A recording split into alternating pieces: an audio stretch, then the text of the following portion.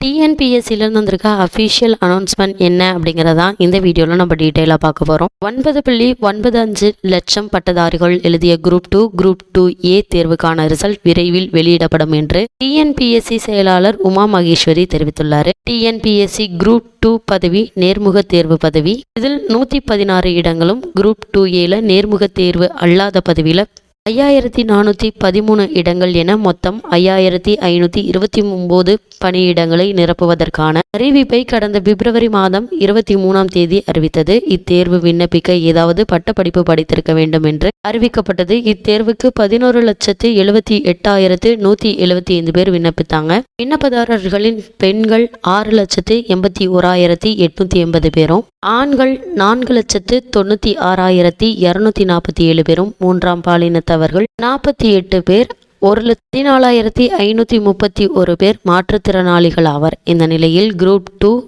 2A தேர்வுக்கான முன்னிலை தேர்வு கடந்த மே மாதம் 21ஆம் தேதி நடந்தது. மொத்தத்தில் தேர்வை 84.4% பேர் எழுதினர். அதாவது 9,94,870 பேர் எழுதிய தேர்வினர் 15.56% பேர் ஆப்சென்ட் ஆகினர். அதாவது 1,83,285 பேர் தேர்வு எழுத வரவில்லை என்று டிஎன்பிஎஸ்சி தெரிவித்திருந்தது. தேர்வு நடைபெற்று சுமார் 5 மாதங்கள் ஆகிவிட்டது. ஆனால் தேர்வு முடிவுகள் வெளியிடப்படாமல் இருந்து வந்தது. தேர்வு முடிவு எப்போது வெளியாகும் என்று தேர்வர்கள் ஆர்வத்தில் இருந்து வருகின்றனர். இந்த நிலையில் தேர்வு முடிவு எப்போது வெளியிடப்படும் என்பது தொடர்பாக டிஎன்பிஎஸ்சி விளக்கம் அளித்துள்ளது.